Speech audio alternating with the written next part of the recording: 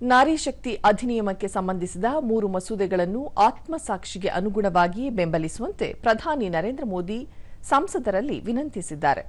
ತಮ್ಮ ಸಾಮಾಜಿಕ ಜಾಲತಾಣದಲ್ಲಿ ಅವರು ಶಾಸಕಾಂಗ ವ್ಯವಸ್ಥೆಯಲ್ಲಿ ಮಹಿಳೆಯರ ಪ್ರಾತಿನಿಧ್ಯವನ್ನು ಹೆಚ್ಚಿಸುವ ಹಾಗೂ ಮಹಿಳಾ ಮೀಸಲಾತಿಯನ್ನು ಖಚಿತಪಡಿಸುವ ಶಾಸನವು ನಮ್ಮ ದೇಶದ ಮಹಿಳೆಯರಿಗೆ ನ್ಯಾಯ ಒದಗಿಸುವ ನಿಟ್ಟಿನಲ್ಲಿ ಮಹತ್ವದ ಅವಕಾಶವಾಗಿದೆ ಎಂದು ಹೇಳಿದ್ದಾರೆ.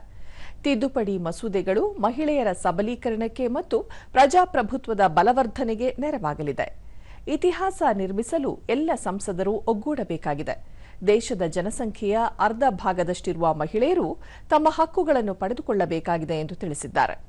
ಪ್ರಸ್ತುತ ಮಸೂದೆಗೆ ಸಂಬಂಧಪಟ್ಟ ಆತಂಕಗಳು ಮತ್ತು ತಪ್ಪು ಕಲ್ಪನೆಗಳನ್ನು ಸರ್ಕಾರ ಪರಿಹರಿಸಿದ್ದು, ಸೂಕ್ತ ಮಾಹಿತಿಯನ್ನು ಸದನಕ್ಕೆ ನೀಡಲಾಗಿದೆ ಎಂದು ಸ್ಪಷ್ಟಪಡಿಸಿದ್ದಾರೆ.